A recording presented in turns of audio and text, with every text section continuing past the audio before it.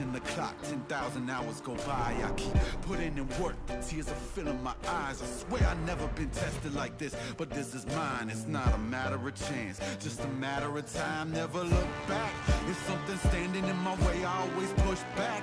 If something seemed impossible, I never took that. Nah, cause now I know better. Can't stop, won't stop, I won't quit ever. The fathers won't take me, the highest fall won't break me.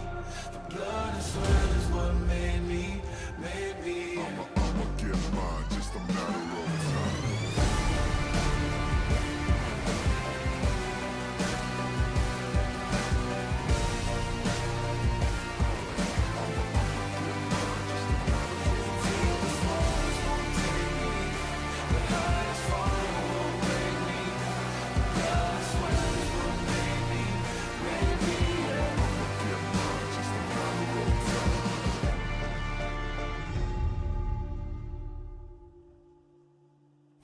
Today's matchup, Afreeca Freecs, KingZone DragonX, Griffin, MVP, The Fantastic Run.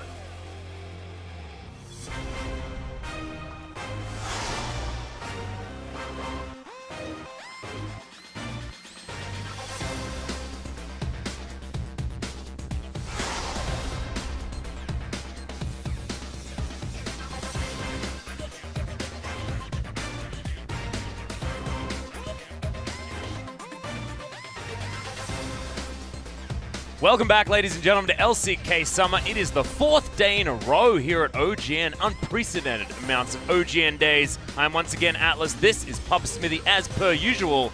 And we've got some pretty sweet matchups here today. A lot of blue teams playing. Starting off, we got two of them in the Afreeca Freecs versus KingZone. Now, there is precedent for there being 4 days in a row. Remember, OGN used to be the only broadcaster doing the That LCK is true. once upon a time, but for recent memory, it's a lot of OGN, and I'm happy about it. We got to see the cool intro many, many times. Now we get to see a bit of history, a slice of history, an LCK Spring 2018 Grand Finals rematch. KingZone DragonX, 2-3 in recent memory. Afreeca Freecs, also 2 wins, 3 losses recently. These two teams vying for 4th and 5th spot. It feels like today we're seeing a kind of preview of the wild card match. It seems very likely that Afreeca Freecs will play KingZone DragonX in the first round of the playoffs, but with Hanwha looming, with SKT on a winning streak, if they don't start winning, these two teams, there's always the chance that Afreeca or KingZone could slip out of the playoffs. Yeah, there's all sorts of crazy things that could happen here. If KingZone are actually able to pick up a victory, they'll be another team that we have on 10 match wins here in the LCK They as could well. still win. Yeah, the top of the table is extraordinarily close. It's 9 and 10 match wins apiece for the top 4, and then Afreeca Freecs right on the edge. So they can actually make it up to 9 with a victory here, and then our top 5 is 1 match win away from each other. It is just ludicrously close, and I'm excited to see what is actually going to happen here, because having 3 at the very top is about as exciting as it is to have 5 that are extraordinarily close. And there's changes in strength of schedule, but just because on paper you should be beating an opponent, we've seen the parity between 1st and 9th, even 10th now with BBQ being more competitive,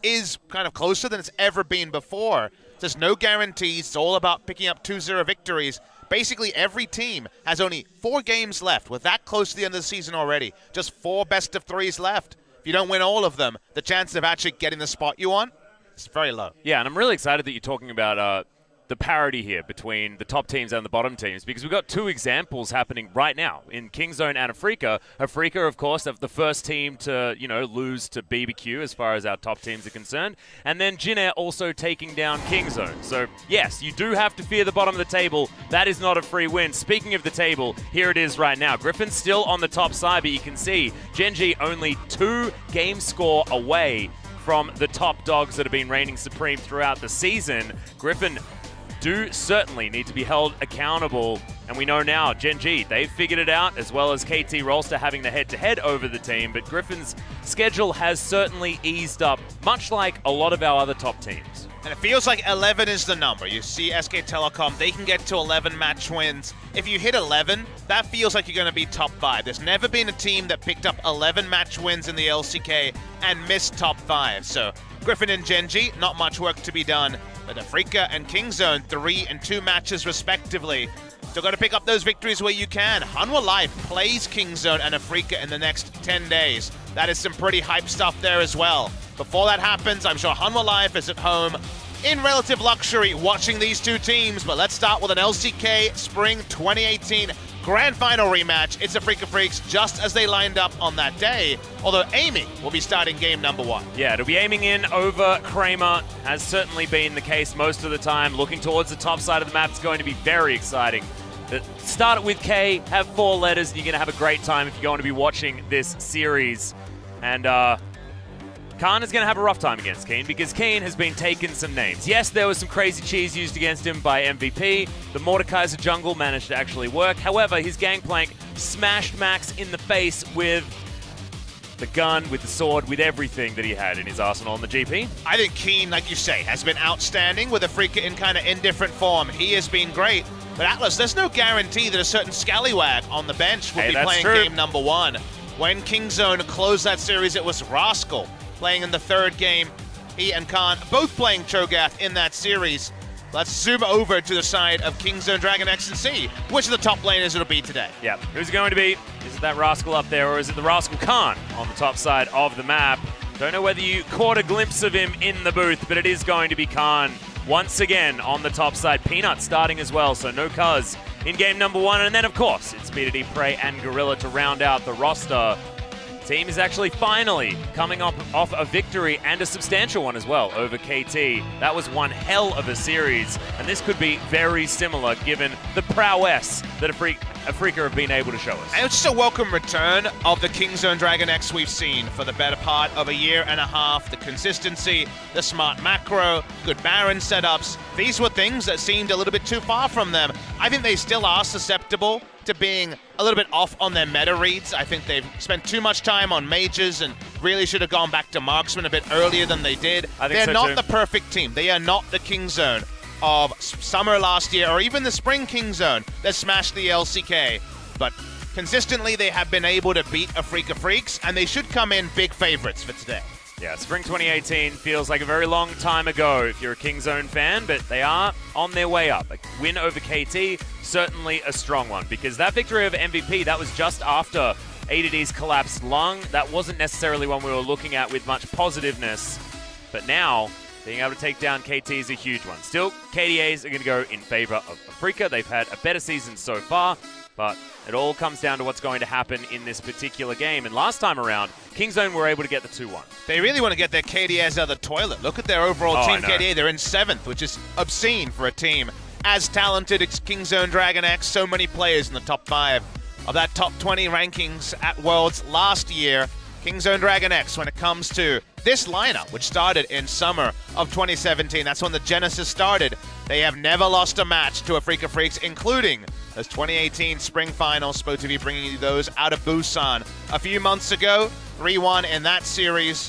Kingzone DragonX should be the favorite series. We have a cool stat here. Number of unique champions played. BDD has the most. Kuro, plenty of one-ofs. You see that Fly and Chovy right down the bottom. Yeah, Ian as well, not playing too many unique picks, but BDD certainly has been mixing it up there in the mid lane. It was sort of Kuro that was trying his hand at a whole bunch of stuff in seasons past, but BDD has certainly been able to jump out and try as many things as possible so far this season. But I don't know if that's necessarily a good point for BDD. I think BDD before was basically on Talia Galio duty, and while it's, you know, a nice feeling to be able to play different stuff, he has a lot of losses, and not all the picks have suited the identity of what Kingzone have looked for from a mid laner. So let's see if the experimentation can be shelved and the actual perfection of his champion pool can be shown today. We'll see where BDD wants to go. Probably the best Swain player on the team, but Kingzone, not necessarily a strong Swain team. Feels like Griffin and Kingzone, both not the strongest there. Jungle is going to be our featured matchup. New hair for Peanut. Looks once again like an anime protagonist. Whoa, covering up. Oh, it's gone. Getting a bit of an assist from his top laner. Spirit versus Peanut. Both these guys have been up and down in terms of form, but I want to see the best of Spirit and the best of Peanut today, because that's one of the best jungle matchups you could ask for. Certainly is, and that Trundle is going to be incredibly hotly contested. We actually, I believe I spoke to you guys about this a couple of days ago, Peanut having a word with me after his series saying that, yeah, Trundle's just busted. So they're going to pick that every single time that they can, but Spirit, he's on that train as well. Slightly less on the KDA front, but certainly still able to navigate around the jungle, as we're going to have a look in the mid lane. Kuro and BDD look like they're almost looking at each other. Doesn't quite work out there, as these are guys with a lot of different champions played, but BDD certainly has been mixing it a little bit further than Kuro this time with the Xerath, the things like the Karthus there in the mid lane as well. To our best mid laners in Korea, I build Kuro as the best performing mid laner in Korea at Rift Rivals. I think he's fallen away after Rift Rivals. He's actually been He's had a bit of a hangover at that a lot more down than up, so I definitely would not say the same thing about him right now, but he has had a good season overall. Where are the fans at? Because Kingzone have been losing fan votes pretty consistently. Right now it's actually 60-40, so not the most votes, but 60% of people saying Kingzone will win. Given history, you'd think the number should be higher, but Afreeca Freecs on their day can beat any team in the world. Yeah, it depends on which history you're looking at as well. Is it the recent history of Kingzone's struggles and, you know, Afreeca relatively unscathed but still losing 2 wins the BBQ, and 3 losses in their last 5 for both squads. So Yeah. neither of them are forging forward. Both of them want to become entrenched. We would expect one of these 2 teams to be finalists in any other season, but in this season, it's a very real possibility that Afreeca and Kingzone aren't vying in that grand final. Well, we are into champion select here, and the first ban is going to go over to the Kindred. Actually, I was expecting Trundle to be hit, but maybe we'll have Afreeca really targeting that jungle pull. Not going to be the case, as Varus going to be their second ban, and the quintessential Aatrox taken away on the side of Kingzone. Liking the Varus ban, the lethality Varus is definitely becoming a bigger and bigger thing in the LCK. It also is seen as a pseudo counterpick to the Xayah Rakan, which is also way up in priority. So I would imagine the final Kingzone ban would have to be Rakan because of who they're facing. What does that mean for a Taliyah for Afreeca Freecs? Wait to see what happens in the draft here. Taliyah open the Nocturne, frequently is making it through picks and sometimes picks and bans. In their series, going to be a blue side Taliyah ban. You would imagine Kingzone will follow this up with Rakan. But Peanut's smiling. Do they have any bigger plans here? Could be the Rakan follow-up. Swain could also be taken away from Afreeca, a team a little bit better at piloting the Swain than other teams, Kingzone especially. That seems like the choice, so I think you're on the money there, Swain or the Rakan. I would be on the side of Rakan, but actually, they're really respectful of a first pick Zoe. That's kind of strange to me with the Orianna priority being pretty high in recent memory. Could be a pseudo throwaway ban here as well, wanting to trade the Rakan for the Swain, given the fact that they're standing out as the 2 really strong picks here in this draft. For Kingzone, before we see any picks, I do want to see Kingzone go back to Marksman. I think they are much stronger on Marksman teams, and there is the Orianna Flex. That's a new thing that we saw come out of Hanwha Life. I think for them, Ezreal is what I want to be seeing. The Tahm Kench is also available here. I think it will definitely be locked in because just like Famada, I think Gorilla likes to have the escape button for his teammates, so yep, that's going to be the to first go pick. a little bit ham. So yeah, the Catfish will be locked in, and now where does Peanut go? 20 seconds on the clock. Skarner being considered. He's shown no Skarner priority all season, so this would be a strange one. Genji? He's going to flash it. I actually really don't like Skarner into Sejuani because you just ult him and then he doesn't suppress, and Yeah, you keep she him out was of a the team pick fight. into it, of course. Okay, that's just a Here we Kai'Sa. go. We are popping off early with the Kai'Sa on blue side. Don't know if it's going to be a funnel or bot lane, but recent indication is that bot lane Kai'Sa is a bigger and bigger thing. And you mentioned the fact that this is a spring final rematch. Kai'Sa Morgana could just be locked in here, and they could be feeding Kingzone some of their own medicine. Not going to be the case as the cow being considered, but 3 seconds to go, and Braum will be what we land on. Funnel looming, but thankfully there's a Sejuani there to dissuade them. And the fun thing is, you're right, there could be a weird funnel. It does feel unlikely because of the first pick Sejuani, and yet, because it's Braum in the first round, you never know. So it's a bit of a fun mind game to deal with. Kingzone are actually going to take a first-round Azir with Orianna and a lot of mid laners open, and just be happy with that. So BDD returning to a pick that he has looked wonderful on in the past. Very hyped to see BDD's Azir. If you think back to the Kesper Cup, which I guess was a while ago now, he was blind picking Azir every game and styling on fulls on this pick. So he can be relentlessly aggressive. But with a double ban here, because so far It's taking a nod from Crown and taking away that Vel'Koz, the old counter pick, into the Azir. Yeah, so that one's going to be the first one. I think Xerath could also come in because BDD, he played that into UCal and it was disgusting. But it's Kuro, right? The LeBlanc is the one you think of well, much you more. certainly have to get rid of that too. If it's going to be a first-time Xerath on the year for Kuro, I think you take that if you're BDD. But BDD's the only guy who's played Xerath this year, so it's been a lot more rare a pick in the LCK. So double ban, the Azir looking comfortable. If it's Orianna, you feel really good because the Azir, it's a nice matchup into that. So cool stuff from Kingzone so far. Yep, final ban to come in, and it is the Skarner taken away from Kingzone. Peanut probably pretty happy about that. You can see actually a bit of a smile on his face here. What about Zac in this game? I think Zac could be really powerful into the backline of Afreeca Freecs. Also, Peanut has been one of our most successful aggressive Zac players in the past, but Xin Zhao being considered now, 9 seconds to go. Being hovered, I don't really understand it. Can definitely fight the Sejuani well, but Zac seems like a perfect pick for this comp. And he's going to return to it, so like this one, we weren't buying into the hover. A lot of synergy here with the Zac. More backline threat. The Azir can make backline threat as well. How are Afreeca going to round out the draft? Because mid lane Azir. Do we see any new picks into it? Right now, flashing through the picks here, Afreeca rises up, and that's a pretty standard pick into the Azir. Yeah, we saw that a lot yesterday. Still a lot of things that Kuro can head towards. Could also lock in Keen's pick here and give them a little bit more time.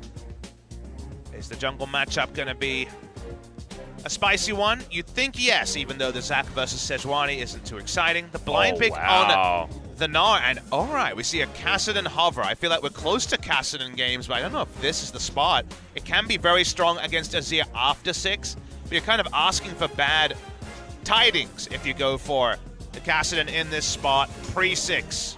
Waiting for the hovers here, the Corki hover as well. Are we going to get Corki a patch early? Wow, okay, this is really weird. Gatling gun not quite super boosted on this particular patch, but still, Corki's pretty strong. His bottom lane win rate, actually, if you have a look at solo queue, is disgusting right now, but that's beside the point. Gangplank being considered now for Kingzone's follow-up. Khan able to pick that into the Gnar if he wants to, but this would be the quintessential Kingzone pick for the top lane in recent days. He's a Cho'Gath and a Mundo main if you look at good old Khan this season, so he's going to go Cho'Gath. Good early pick into the Gnar. Really curious, guys. You can see in the middle there, under Khan and now under Spirit. It's patch 8.13. We have the hot fixes, but this is not 8.14, where 40 damage was given to Corki on his Gatling gun at level 1. So a bit curious. Stormracer Trinity Force, though, is still a banger of a build on good old Corki. So we'll see which order that comes in. You'd imagine still Sheen into the Trinity Force. Very old matchup. Azir versus Corki. It comes back again. Fun to see it. We've seen it before with Kuro versus BDD. We're going to see it today. Yeah, we'll see what Kuro's going to be able to make work. Of course, a little bit of early game pressure available for the Corki now as well. Might give Spirit some room to roam around the jungle and also give aiming some time to scale, adding to the pressure on this map. Keen probably going to have a good time on the top side as well, although the Cho'Gath will be relatively immovable. Both sides of the map certainly having a lot to be excited about when you look at what these drafts are capable of. But I think the early game is going to be important. Can BDD once again style on fulls on this Azir? Because if he gets out of control, I'm not entirely sure what you can do about it. We've seen Tempt popping off on an old pick. Had a bit of a down summer. Brings out the Azir. Suddenly, Tempt has the killer instinct again. Yeah. I'm hoping we see that from BDD. He's very good at conceptualizing when to go for the Azir sec, when to go for the Streamer Shuffle.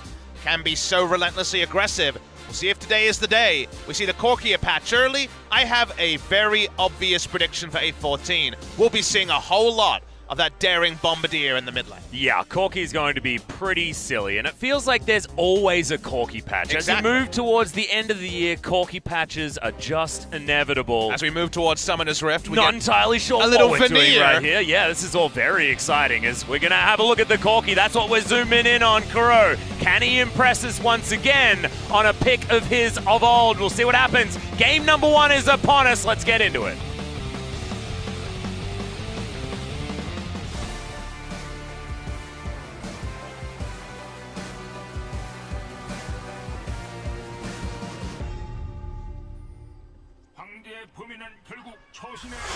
생선까지 30초 남았습니다.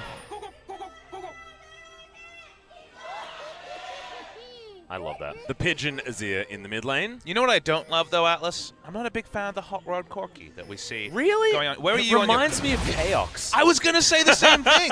The reason why I don't like Hot Rod Chaos is that back in 2010, in the CLG versus TSM war, which was the only war that really existed and competitive back then, I was a CLG fan. Really? Yeah. I was an old school TSM fan, so I'm... See, I had the bad vibes Yeah, about you Chaos. did. You have the good vibes. All I right. got the good vibes from All it. right. Now we know. Finally, we found something that we don't actually see eye to eye on. Yeah, and although I feel like, looking back, you still look fondly on both teams. The original Sure. iteration of TSM, original iteration of CLG. But also, I hate you a bit more now. Oh, thanks, man. Well, we didn't really need that, to be perfectly honest. Damn. Should have worked on it. Because Kingzone, the chat's probably going to be ludicrous now, CLG, TSM. Wait, arguments going on? What could they possibly be chanting about? Not entirely sure. Well, the topside leash going to be provided by the Cho'Gath, and Keen going to be well aware of this. Going to spot that one out. Bot side start for the Sejuani. Wait and see where the Scuttle priority is, but one of the cool points you brought up when we were very aggressively predicting this, the Zac, and we're happy to see it, is that Peanut has had games where he's been double buffed, like he's had his buffs taken away, and still been a super big factor on the Zac in a passive meta. He's found ganks out of Zac that other junglers couldn't on both SKT and now on Longzhu into Kingzone. Let's see how he can do in this game, because he's very creative in a champion that other people have struggled on in recent memory. Yeah, and in 2018 has been the time where Peanut has really come into his own on the Zac as well. I mean, some of his bottom lane level 3 ganks on the Zac were super impressive. We know that his gank paths is much more creative than a lot of other junglers, but Peanut seems to find different ways to do it each time around, and we'll see whether today is going to be another example of that. Currently not going to be able to farm as quickly as Spirit on this Sejuani, despite the fact that he hasn't taken the fleet footwork, but should eventually be able to get himself into a good position. To finish our point, though, do you stick with Hot Rod Corki being the best Corki skin? Oh, no.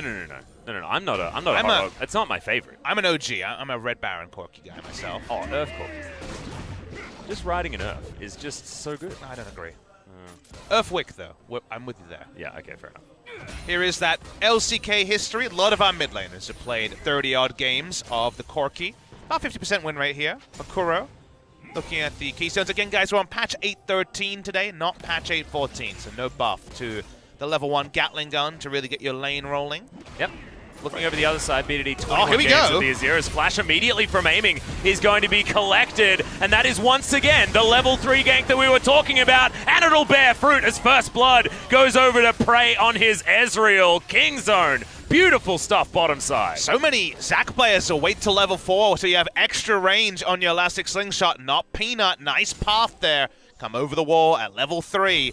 Finds his man. Wasn't the exact perfect game, but the timing was so good that someone had to pay for that particular path. The kill goes down to Prey. No free scaling lane for aiming and Tucson. They lose 3 summoners and a death. Yeah, 3 summoners and a death, and Kingzone don't invest anything other than an exhaust into that situation. Peanut, Prey, and Gorilla all retain their flashes. Probably one of the most successful First Blood ganks that we have seen so far. And then as Zac, you can actually just go back and say, I'm just farming to 6 guys. Yeah, I've done my job. exactly. We'll see if Peanut will be aggressive here in terms of Keystones. It is Aftershock on both the Sejuani and also the Zac. Sometimes in the past when we had this matchup, you would see Fleet Footwork Sejuani to try to zoom around the map, but just the Aftershock here. So it's going to be a true frontline tank. And when you have double marksman, and we've had enough games with 0 marksman across 2 teams, that when you have double marksman, you remember, actually, I really do need to be a tank.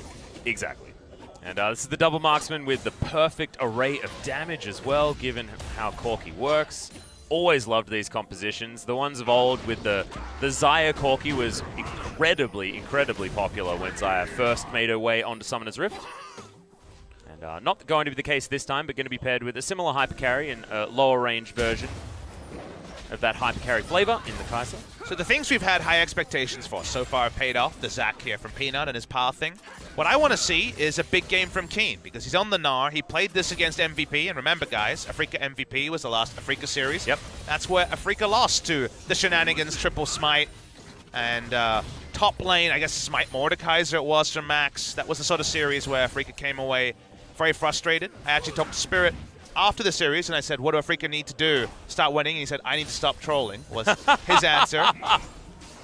All right. Well, So- actually, no, I was there. I was standing there while he I said asked it. him about and he had Kingzone, yeah. and he also said, yeah, Peanut needs to stop trolling. So let's see who the big troll king is between Peanut and Spirit, both legendary both of- junglers here. Exactly, and both legendary Trundle players as well to bring it back to League of Legends. But as we saw, Peanut was the one to win out against Spirit as he launched his way over, steals away. Oh, actually, no. It was Spirit that locked it down. I tell a lie.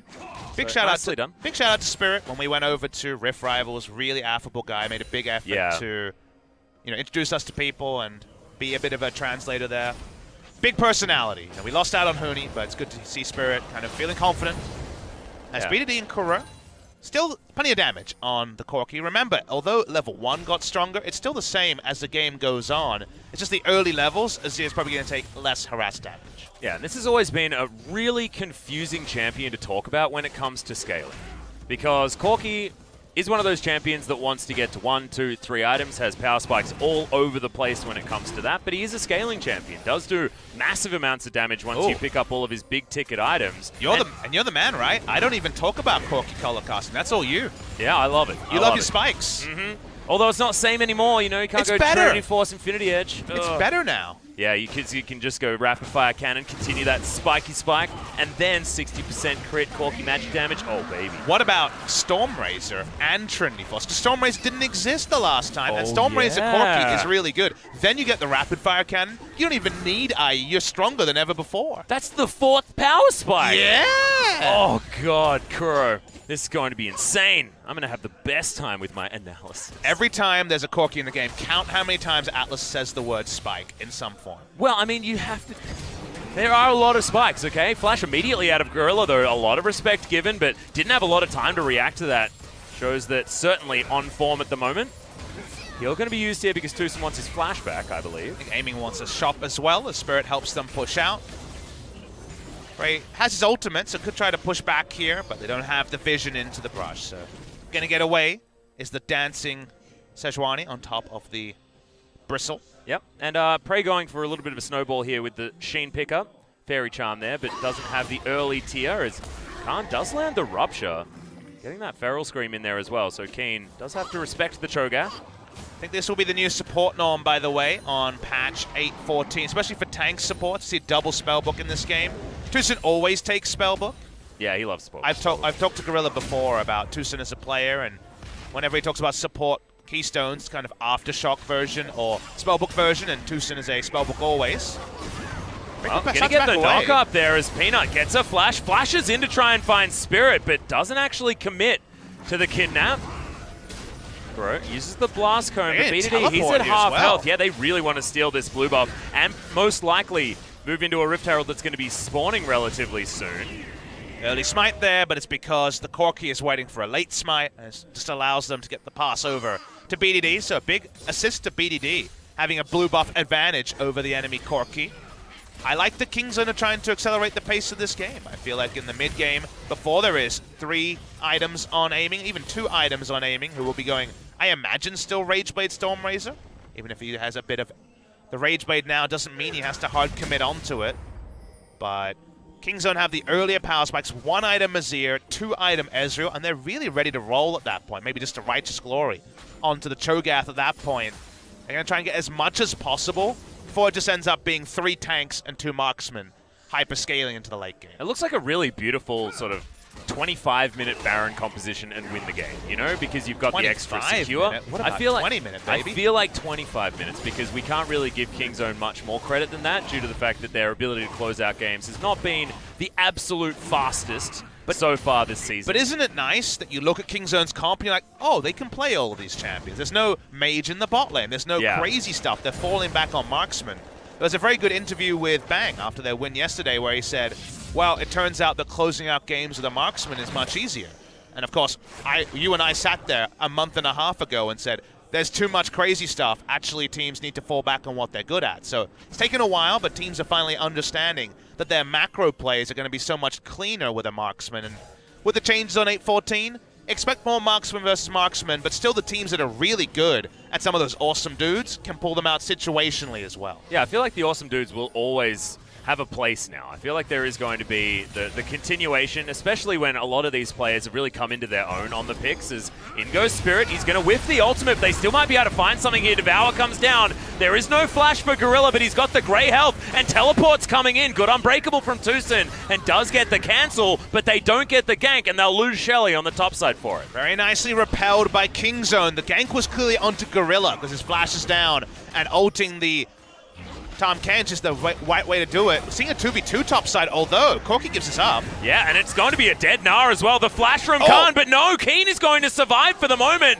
Not going to find the rupture. Who's trying to predict a juke is now Kuro. He's under fire. Spirit finally able to get up here, and Tucson's going to join in. Doesn't have ult, remember, and Winter's Wrath doesn't have the range, but they stop Shelly from going down, and their solo laners survive with a sliver of health each. Right answer from the side of Kingzone. After repelling the gank bot side, they knew they could get the Rift Herald, but the collapse comes through. Afreeca kind of botched it because Corki goes back mid lane, and Keen should have died. I believe they missed some damage, trying to focus him down and auto another spell. He would have been dead.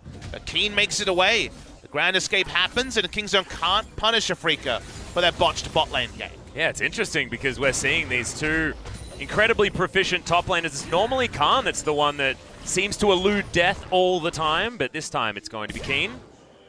Spirit making his way back into his jungle, has a red buff to take, but has been very active in the early game. It's funny, talking about these sort of tanky potato junglers, but Peanut and Spirit have been playing them like they're hyper-aggressive ganking junglers. It's like watching an Elise-style matchup, but with very different players involved.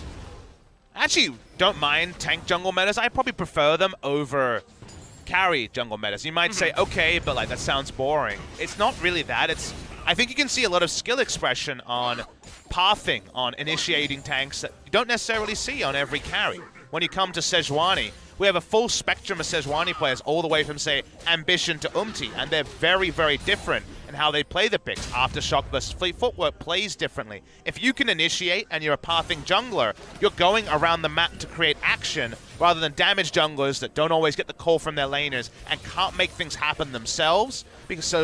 Given that Zac and Sejuani are champions that can create action, I think the action is exactly what you're going to get. Yeah, I think you're right. I think any champion that's sort of built around skirmishing or team fighting is really, really fun to look at from each player's perspective. I mean, I find Graves the most boring. He can't do anything himself, yeah. So he needs his lanes can't to even be strong. shoot through minions. So frustrating.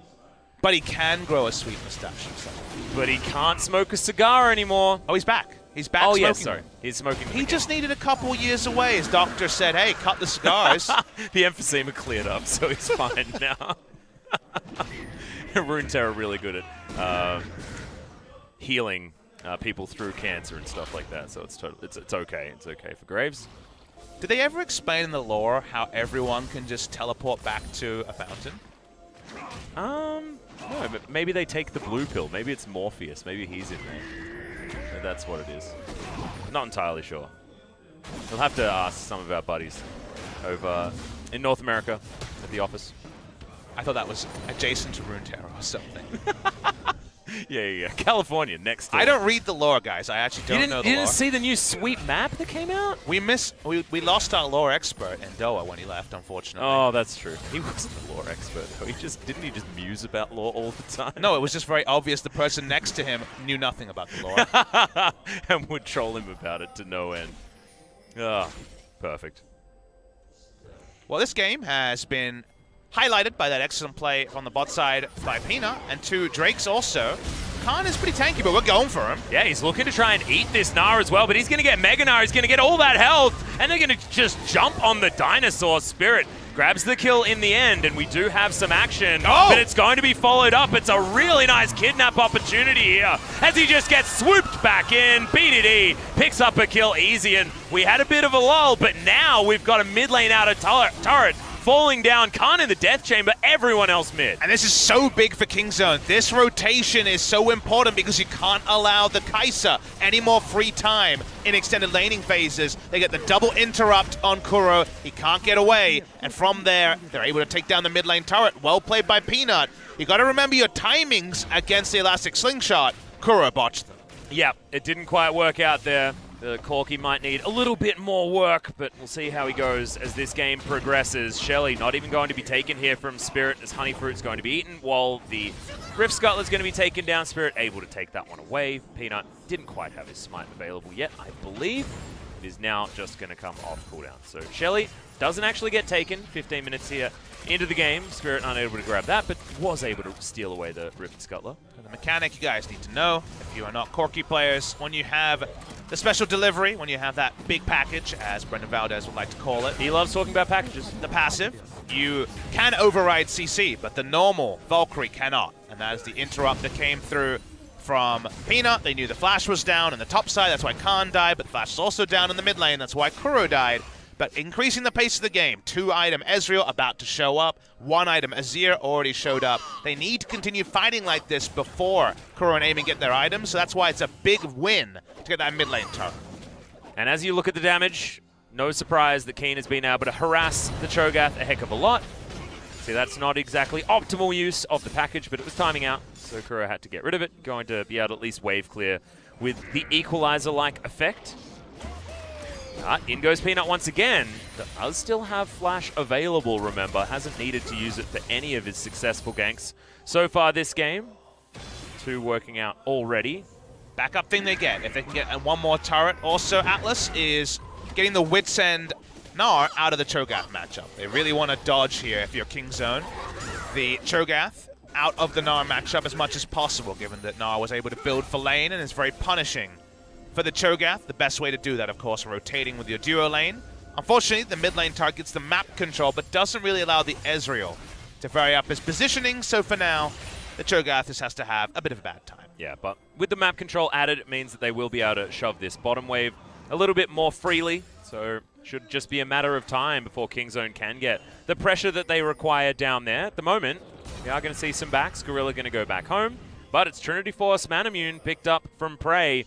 Trinity Force there, so first spike hit by Kuro in the mid lane because the Sork Boots are alongside it, but Prey much faster to pick up his items so far this game. Thank you very much, Kleptomancy. Pretty big win button for fighting around both the Rift Herald and also the Infernal Drake that spawns in a minute 30. So this is the frustration if you're Afreeca. You would have wanted a low-roll Drake that you could give up, but now it's an Infernal. And Prey is at full power. This is the point in the game where there will not be a bigger discrepancy in power, although if Peanut's caught... Yep, interrupt on the slingshot, but you can't interrupt the kidnap. Gorilla has to flash to get his Zac out of the way. The blob will survive, but Kingzone have to expend a lot just to get him out of the way of this one. A minute now on the Infernal Drake. Spirit going to be moving out, and Peanut still has his flash available. They only put Gorillas into that. So that is good news. He'll have the ult for the Drake. They didn't end up losing too much. Doesn't feel ideal that you lose that ultimate from Peanut, but the flashes are up on the enemy teams. The chance of actually getting a high value Let's Bounce were pretty low.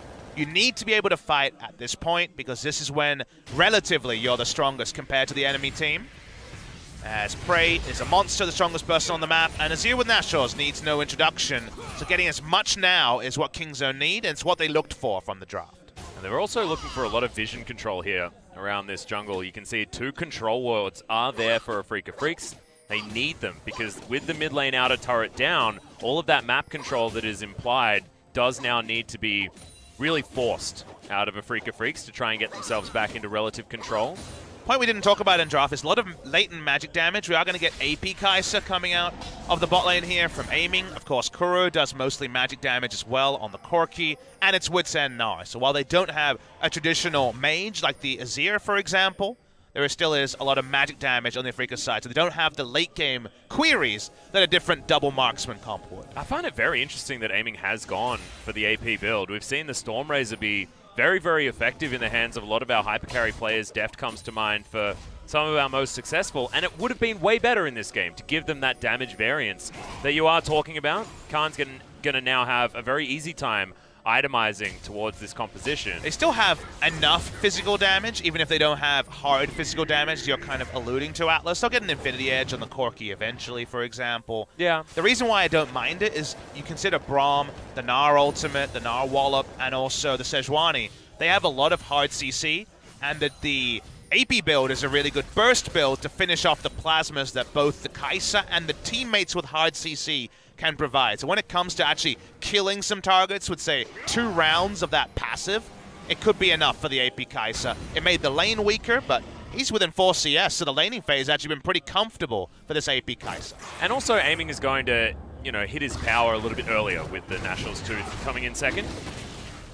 Kingzone have started up this Drake, and they do have Abyssal Voyage. Utilized it to get Prey in here early. Aiming in base, just gone for that recall to get most of the Nashors. Okay, and Spirit not going to be able to steal this one away. It was very early smite from Peanut, but knew that there was a feast available, and Khan just ate it. Spirit looking a little bit frustrated there because he saw the smite get used. No cost, it was just blasting plant into Arctic Assault. So didn't need to flash to make the play, and in the future, getting a smite in the middle of those 2 skills being used, the flash and the feast, has happened in so many competitive games, Atlas. We both must have cast games where the feast cast time has really counted against the Cho'Gath in those smite battles. That get your eye in. There may be another moment like that for Spirit not too far away. We'll see whether it is going to be on a Drake or whether it's going to be on a Baron, because 3rd Infernal in a row is going to be spawning next. That is some pretty sweet RNG for Kingzone, who have the early game control. A 2nd tier to come in from Prey. He wants to hyperscale alongside aiming as well. Understands that he does have the luxury to do so far this game. And against double marksman, it's actually a very high value, because if he ever clips the marksman, that's 1,000 damage to a marksman that would be much lower than if it was onto a tank. So given there's 2 people that you can poke out with just your ultimate, which is the big thing that you get from going heavily into the Seraph side of things, you get some safety, but you also get poke. Speaking of poke, Peanut gonna have to eat some of that tasty fruit. But meanwhile, Prey does get the 2nd out of touch. But Peanut's able to play so safely and aggressively at the same time, because he does have the Devour hanging out behind him. He's got his passive, he's got his flash available as well. I feel like he does certainly know his limit, even though it looks like he's doing some silly maneuvers moving into the enemy jungle and that sort of thing. Potentially overextending, but he's so safe. I want to draw your attention to the itemization here. It's double Spectre's Cowl on the side of Khan and Peanut. In line with our discussion of the AP profile, it's going to be double Adaptive Helm, you have to think here. The old itemization against on-hit Cogmore. Unable to steal away the red buff, but yeah, I was looking at that as well, and I was like, oh, this feels like an Adaptive Helm game. Against Corki, it's brilliant. Against Kai'Sa, it's fantastic as well. It could still be a Spirit Visage from the Zac in particular, but I think Adaptive Helm fits so cleanly. And if you get it early, you pick it up. Obviously, you can't go Cinderhawk Warmonks anymore, so you get the Adaptive Helm, then work your way into a Warmonks. It will eventually be double Warmonks from the side of Kingzone for certain, to be able to shrug off some of the poke from the Corki in particular. But Adaptive Helm, the item that you're really thinking of here because of how it works against the Kai'Sa. Yeah, it looks like Khan is going to be going the same way, but going for the Spirit Visage, but you know that that's a lot to do with the fact that he can just eat minions and get all of his health back. Spirit Visage, very, very useful as Peanut narrowly escaping the Arctic Assault coming in from Spirit. He's going to be fine. Let's also, we've been focusing on the Kingzone side and their good start. Do consider that AP Kai'Sa hasn't really been punished, has 2 items now, and been able to get to the evolve on both the attack speed and that ability power at this item timing. Keen. Not a lot of people can split push against him at the moment. They definitely haven't fallen behind in a huge way. It was just rapid fire cannon seconds, so maybe the Storm Razor won't come into the build path this time for the Corki, but in future patches we will definitely see Storm Razor Corki. The item timings here are pretty decent. They haven't lost that much on the map. You don't feel great about losing double Infernal, but it's not necessarily a disaster either. So when it comes to what Afreeca are willing to give up in the early game to make their AP Kai'Sa and Corki work, it certainly hasn't been a disaster. It hasn't, but Prey's got an Archangels. This guy has just been free farming, and he's a hyper carry as well. He's gone double tier build, which means he does a lot more damage as this game goes on, and will be that late game threat that we talk about. See, that's just an auto attack after the Arcane shift and already chunking through Tucson, given his huge mana pool. Do we have a no stopwatch game again? I think we did, because I don't see a stopwatch on either side, and I don't remember anyone going golden. Nope, haven't seen one so far. Haven't got a lot of inspiration. It's just the Spellbookers and Peanut. Oh, and Prey, of course, with Klepto. Reason why I was looking for stopwatches, because BDD can still win this game with an aggressive play, a streamer shuffle, and doesn't have the stopwatch or the Zonias on the way just yet. Might see him pick it up. If definitely Atlas, if you notice a spry stopwatch in the inventory, then that means that BDD is feeling frisky for a future fight. We know that it was actually Prey that managed to buy a lot of time in their team fight that really changed the tone of the series against KT. Utilizing that stopwatch to get out of the Empress Divide. Glad you bring it up as in goes Peanut. Oh, baby! Insta-kidnap and delivers the bottom lane to the mid lane.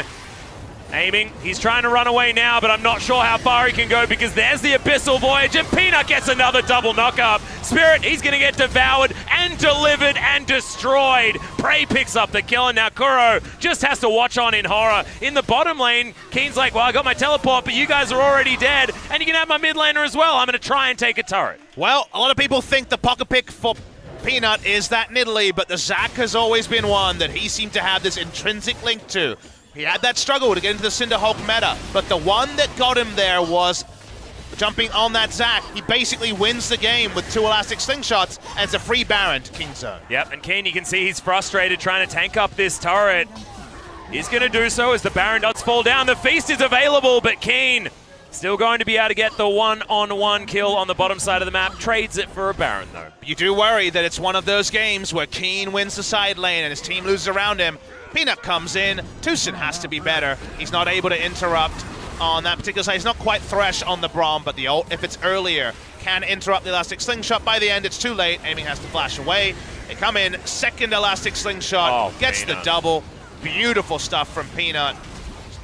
It feels like vintage Peanuts making his way back to the LCK, Papa Smithy. It is beautiful to see this level of play. And then BDD just saunters in, gets the kill as well. But we're fighting, actually, picture in picture. Yep, Kingzone all grouped up here, having the high ground advantage, theoretically, into the river. Tucson very, very low, so we try and catch up. Looks like Kingzone, cake and eat it too. Feels like the aim of the game here is the 3rd Infernal Drake in a row should be theirs. And this is the chocolate fire cake right here, that molten chocolate. They All really right, want it. Spirit, they're going to jump on top of him. They're going to grab the Infernal Drake, and Spirit barely gets out with his life.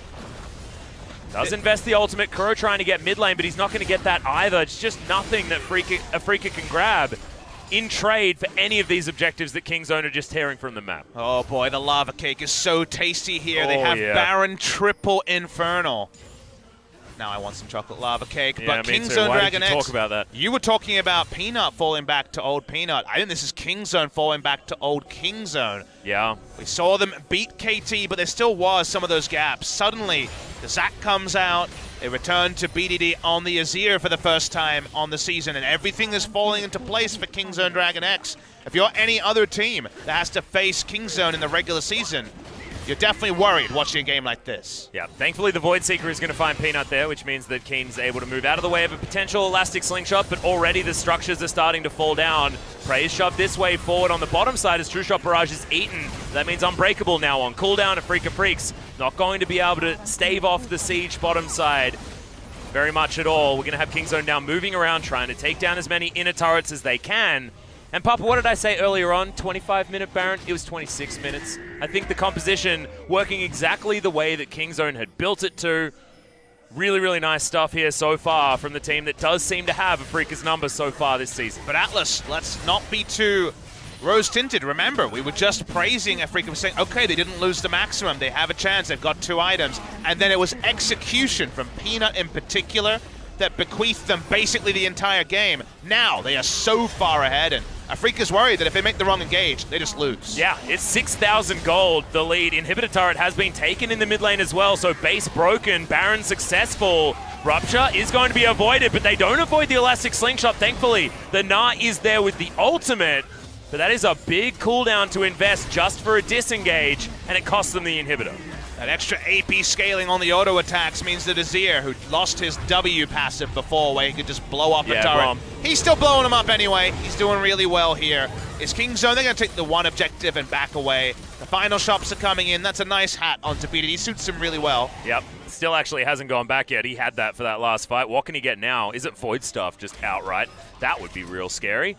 It's not, as he grabs himself the makings of the Zhonya's. So yeah, stopwatch has been purchased. And you know what that means? It means he's going ham in the next fight. We were waiting for it. We knew a stopwatch would come.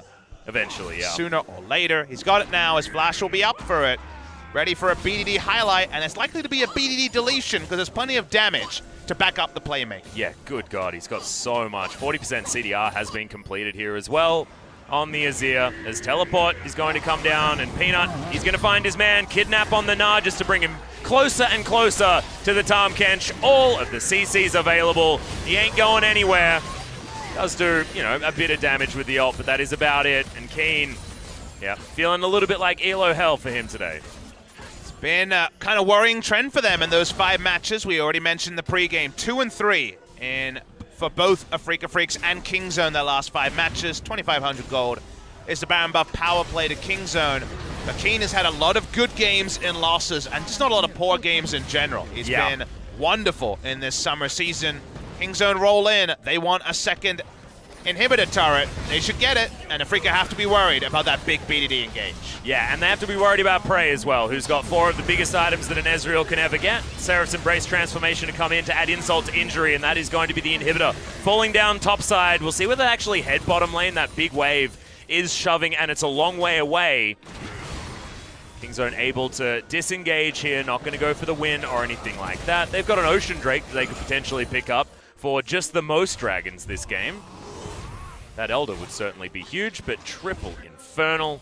384 AD and 213 AP onto the Ezreal. He is certainly a very, very strong carry in this game. He's a big boy. I wanted to say that, but I couldn't say it with any seriousness. He's not a big boy. He's in fact quite a slender boy. What do you mean? Prey is a big boy. No, but the Ezreal is. Yeah, the Ezreal certainly isn't. He's a little bit effeminate, that guy. Back away here, Kingzone, pushing up some waves, and all Afreeca can really do is hope that everything lines up in a fight. They find a way to burst someone instantly, and it's looking so tricky. The Gathering Storm is sometimes a win condition, but in this game, not going to be a win condition. Well, it might be for Prey.